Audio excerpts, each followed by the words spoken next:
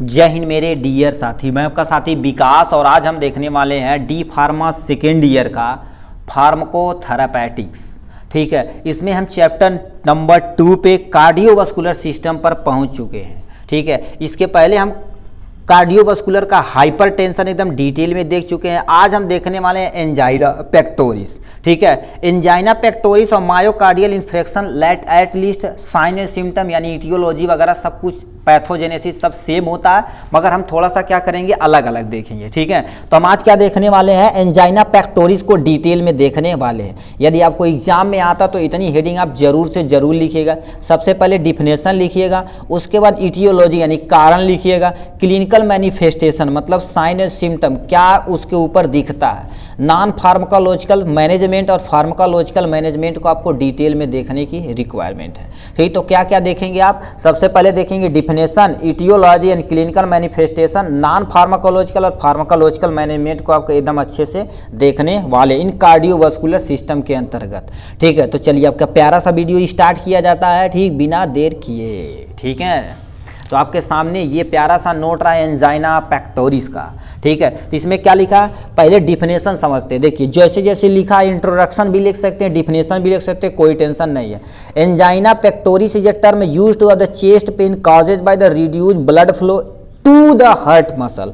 मतलब क्या होता है, ये हमारे पास यानी angina pectoris is also known as chest pain. ठीक है, यानी चेस्ट पेन के नाम से भी जाना जाता है। अब क्यों होता है चेस्ट पेन, देखो ये होता है रिड्यूस ब्लड फ्लो, मतलब जो हमारी मसल हार्ट है, हार्ट मसल वो क्या कर देती है, उसमें जो ब्लड का फ्लो क्या हो जाता है, रिड्यूस हो जाता है यानी कम हो जाता है। उसी को हम क्या बोलते हैं, एंजाइना पेक्टोरिस बोलते हैं। देखिए हमारे हार्ट में क्या होता है, कहाँ से ब्लड आता है, यदि टोटल देखा जाए ब्लड की जो फ्लो होता है क्या होता है, सुपीरियर वेना केवा और इंफीरियर वेना केवा से डीऑक्सीजनेटेड ब्लड हमारे किस में आता है, हार्ट के फोर्थ वाले चेंबर मतलब राइट वाले रीजन पे हमारे पास क्या हो जाता है, चेंबर में आता है, राइट चेंबर में आता है। ठीक, तो वो क्या होता है, रिसीव करता है। ठीक है, नहीं सॉरी ये डिस्ट्रीब्यूट करने का काम करता है। ठीक है, तो ये हो गया इनके बारे में। जैसे कहने का मतलब देखिए हार्ट हमारे पास क्या हो गया, ये 4 चेंबर हो गया। ठीक है, ये लेफ्ट ऑरिकल हो गया, ये हमारे पास राइट ऑरिकल हो गया, ये राइट वेंट्रिकल हो गया, ये लेफ्ट वेंट्रिकल।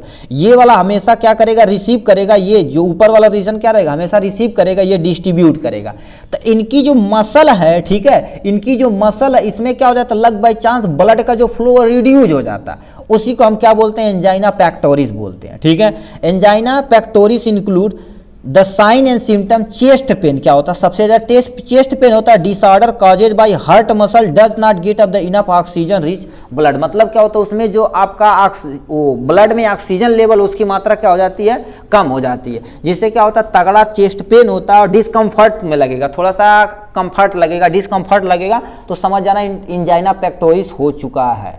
ठीक है, ये हो गया। फिर इटियोलॉजी क्या क्या होता है। ठीक है, इटियोलॉजी में क्या होता है, देखिए सबसे पहले देखा coronary artery disease which are the most common cause of the angina pectoris rather than the coronary artery spasm that यानी में we do to the diabetes, high cholesterol और हाई ब्लड प्रेशर होता है, इन स्मोकिंग होता है। कहने का मतलब क्या कह रखा है, इटियोलॉजी देखा जाए तो कैसे कैसे दे रखा है। ठीक है, इटियोलॉजी में आपको देखा जाए तो इतनी चीजें दे रखी, क्या सबसे पहले क्या रखा है आपको, यानी जो एंजाइना पेक्टोरिस देखा जाए तो मोस्ट कॉमन होता है कोरोनरी आर्टरीज का स्पॉम, मतलब जो कोरोनरी आर्टरी होती है सही से ब्लड का सप्लाई नहीं हो पाता, उसमें जो ऑक्सीजन लेवल वो प्रॉपर अमाउंट में नहीं पहुंच पाता, तो इससे भी हो सकता है एंजाइना पेक्टोरिस। ठीक है, एंजाइना पेक्टोरिस हो सकता है। अब देखिए, ठीक है, उसके बाद क्या कर देते हैं, ठीक है, कारण बता रहा है। ठीक है, अब देखो क्या, यदि तुम डायबिटीज किसी पर्सन को, उसके भी कारण से हो सकता है, किसी पर्सन को मान लेते हैं डायबिटीज है, क्या हो गया, डायबिटीज है, वो भी हो सकता है। हाई कोलेस्ट्रॉल लेवल है तब भी हो सकता है, हाई ब्लड प्रेशर है वो तब भी हो सकता है, कोई यदि दारू यानी स्मोकिंग पी रहा है, ठीक, स्मोकिंग कर रहा है या दारू पी रहा है तब भी हो सकता है। यदि कोई बंदा स्ट्रेस में है, स्ट्रेस मतलब क्या समझते हैं, यदि तनाव में है, ठीक है, बहुत ज्यादा मानसिक तनाव में, तब भी उसे क्या कर सकते हैं, एंजाइना पेक्टोरिस होने का चांस बढ़ जाएगा। ठीक है, और क्या हो सकता है, जैसे होता क्या, ये मान लेते हैं हमारी आर्टरीज है, क्या हो गई, हमारी आर्टरीज हो गई, ये रेड कलर का जो दिखाया गया हमारे पास क्या हो गया, ब्लड हो गया।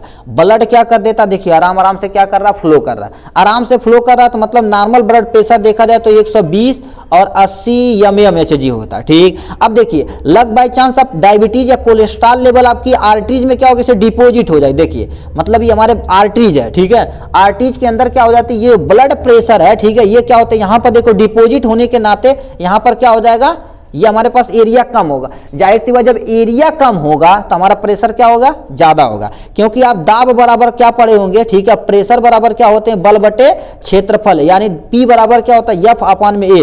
एरिया तुम जितना ज्यादा करोगे, इतना ज्यादा एरिया करोगे, हमारे पास दाब उतना कम हो जाएगा। तो यहाँ पर एरिया यदि कम होगा तो दाब जाहिर सी बात क्या हो जाएगा, ज्यादा हो जाएगा। ठीक, एरिया यदि कम होगा, अरे यार नहीं समझते हो, एक पाइप ले लेते, देखो ये हमारे पास पाइप है, यहाँ से जो मान लेते पानी निकल रहा है, तो इसे जब दाबेंगे नहीं तो पानी क्या हो जाएगा, नजदीक तक रहेगा, यानी प्रेशर उसका क्या हो गया, कम हो गया। यदि तुम यहाँ पर दाब दिए हो तो प्रेशर क्या हो जाएगा, इसका ज्यादा हो जाएगा, तो दूर तक पानी जाएगा कि नहीं।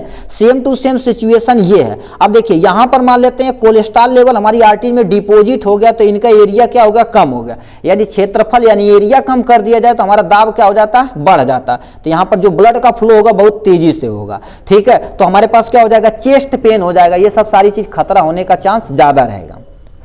ठीक है, अब क्या लिखा दूसरा में पॉइंट में, इम्बैलेंस। ठीक है, imbalance in myocardial oxygen supply and demand, मतलब जो हमारी पास हार्ट की मसल होती है उनमें 3 लेयर होती है, मायोकार्डियम, इक्टोकार्डियम और मीजोकार्डियम। ठीक है, ये इंडो और मीजो और हमारे पास इक्टो 3 मीडियम होती है, उसमें प्रॉपर अमाउंट में ऑक्सीजन की सप्लाई नहीं हो रही, जितना डिमांड है उतना ऑक्सीजन की सप्लाई नहीं हो रही, तो हमारे पास क्या हो जाएगा, एंजाइना पेक्टोरिस की तरह, यानी ये सब डिजीज हमें होने का चांस बढ़ सकता है। ठीक है, अब लास्ट में क्या दे रखा है आपका, ये इसके बारे में, मीटियोलॉजी के बारे में। अब क्लिनिकल मैनिफेस्टेशन के बारे में देख लेते हैं। क्लिनिकल मैनिफेस्टेशन, सबसे पहले देखो क्या होगा, उस पर्सन को, ठीक है, स्ट्रेस हो जाएगा, क्या हो जाएगा, स्ट्रेच हो जाएगा, स्क्यूज हो जाएगा। ठीक है, यानी स्क्यूजिंग हो जाएगी, ये सब सारी चीजें होने का चांस हो सकता है। ठीक है, यस सर, कैसे हो सकता है, अब बताइए। ठीक है, देखिए ये सब बताओ क्या करेंगे, ये सब ज्यादा चीज करेंगे, स्ट्रेस लेंगे ज्यादा, इसलिए ज्यादा टेंशन लेने की जरूरत नहीं है। ठीक है, कितने लोग बहुत ज्यादा स्ट्रेस में रहते हैं, नंबर ब्लॉक हो जाता है तो। ठीक है, तो प्लीज अनुरोध है, ये सब के चक्कर में मत पड़िए, मस्त से पढ़ाई करिए, उसके बाद एक बढ़िया नौकरी ले लीजिए तो काम बन जाएगा। ठीक है, ये हो गया। फिर तुमसे क्या रखा है, बर्निंग, सोल्जर पेन होगा तुम्हारे पास, क्या होगा, यानी ये छाती वाला रीजन तुम्हारे पास क्या होगा, जलन के साथ बहुत तगड़ा दर्द होगा। एब्डोमेन पेन होगा, ठीक है, एब्डोमेन पेन भी बहुत तगड़ा होता है। चेस्ट पेन भी तुम्हारे पास क्या हो जाएगा, तगड़ा, ये मतलब ये छाती वाला रीजन बहुत तगड़ा दर्द करेगा। ठीक है, तो ये हमारे पास क्लिनिकल मैनिफेस्टेशन है। अब इसी के बगल में हमसे क्या दे रखा, नॉन क्लिनिकल मैनिफेस्टेशन दे रखा, मतलब ये क्लिनिकल हो गया, नॉन फार्माकोलॉजिकल, मतलब ये तुम्हारे पास क्या हो गया, यदि देखा जाए तो साइन या सिम्टम ये सब दिखेंगे। ठीक है, वो बंदा हमेशा स्ट्रेस में रहेगा, उसका एब्डोमिनल पेन होगा, चेस्ट पेन होगा, सोल्जर पेन होगा, ये सब सारी चीजें देखने को मिलती है साइन एंड सिम्टम में। नॉन फार्माकोलॉजिकल मतलब क्या होता है, बिना दवा के उसे कैसे ट्रीट कर सकते हैं। सबसे पहले कहेंगे भाई स्ट्रेस तुम नहीं, ठीक है, एक चली गई तो दूसरी लाओ। ठीक है, ठीक, तो तुम्हारे पास क्या हो जाएगा, स्ट्रेस को कम करिए। ठीक है, और क्या हो जाएगा, क्यूट स्मोकिंग, मतलब स्मोकिंग को क्या करना को, जो आपको सुट्टा मार रहे हैं वो कम करिए, दारू पी रहे हैं उससे कम करिए, सिगरेट पी रहे हैं 10 टी उससे कम करिए। ठीक है, उसी की जगह क्या कर लिए, 5 रुपये सिगरेट पी रहे हैं, 5 रुपये पार्ले जी खा लीजिए। ठीक है, बिस्कुट खा लीजिए, ये सब चीज़ खा सकते हैं। ठीक है, टॉफी खा लीजिए, किसी को चॉकलेट दे दीजिए। ठीक है, हो जाएगा तो आपका, यदि मान लेते चॉकलेट देने में काम बन गया तो आपका स्ट्रेस भी जो ब्लैक लिस्ट में पड़ा वो भी कर जाएगा, आपका मेंटेन हो जाएगा। ठीक है, यानी फिजिकल एक्सरसाइज करिए, थोड़ा सा उठक बैठक होगा, रस्सी कूद, थोड़ा सा सपाट मार लीजिए, जिससे क्या होगा, शरीर भी थोड़ा सा तंदुरुस्त और हिस्ट और पुष्ट रहेगी। ठीक, तो ये सब करना चाहिए, थोड़ा थोड़ा एक्सरसाइज प्रॉपर, थोड़ा बहुत रनिंग वगैरह कर लेना चाहिए। ठीक है, ये हो गया। फिर डायबिटीज, क्या होगा, डायबिटीज केयर करना चाहिए, मतलब आपको भरपूर मीठा नहीं खाना चाहिए, खाइए उसके अनुसार वर्क करिए, यदि आप नहीं वर्क करते तो आपको क्या हो जाएगा, शुगर जैसी प्रॉब्लम हो सकती है। ठीक है, एवॉइड हैवी मील, हैवी मील को क्या कर देना, आपको एवॉइड करना है कि नहीं, बहुत तगड़ा चाँप के खा लिए, बढ़िया बढ़िया चीज मिला।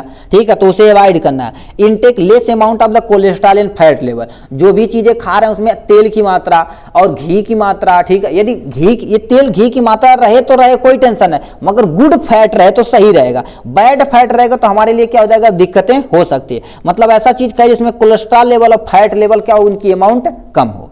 ठीक है, तो ये क्या था, किसके बारे में, नॉन फार्माकोलॉजिकल मैनेजमेंट के बारे में था।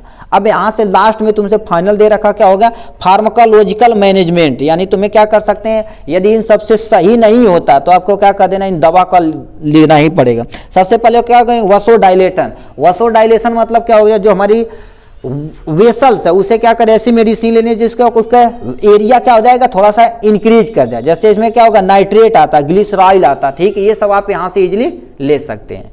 ठीक है, बीटा ब्लॉकर क्या होता है? बीटा ब्लॉकर जैसे अल्फा ब्लॉकर पढ़े थे ना, ठीक है, उसी तरह से आपका बीटा ब्लॉकर होता है। इसमें क्या हो जाएगा, मेटाप्रोपोलॉल आ जाएगा, यानी बिसोप्रोपोलॉल आ जाएगा। ये सब आप मेडिसिन लेंगे तो बीटा ब्लॉकर को ब्लॉक कर देगा, जिससे प्रॉपर अमाउंट में ऑक्सीजन सप्लाई जा सकेगी, ठीक है। और इसमें एक चीज और किया जाता है, एंटी थीनर, मतलब जो हमारे पास ब्लड थीनर का यूज किया जाता है। मतलब जो तुम्हारे पास देखो ये हो गया, यहाँ पर देखिए ये एरिया क्या हमारे पास कम है, तो यहाँ पर ब्लड को हम क्या कर देंगे, ठीक, कम कर देंगे। इकोस्प्रिन के नाम से एक टैबलेट आता है, उसे यदि आप खिला देंगे तो उनका ब्लड क्या हो जाएगा, पतला हो जाएगा, तो आराम से वो, ठीक है, फ्लो करेगा, ठीक। कैल्शियम चैनल ब्लॉकर लेना है, जैसे क्या होता है, वेरापामिन लेना है, डिजिटाम लेना है, ठीक है, ये सब आप दे सकते हैं, ठीक है। एंटी प्लेटलेट ड्रग्स, मतलब ऐसे बहुत सारी ड्रग्स आती है जो एंटी प्लेटलेट यानी जो हमारी ब्लड क्लॉटिंग में मदद कर रहा है, उसे क्या कर देंगे, कम कर दिया जाएगा, जिससे अपना काम बन जाएगा।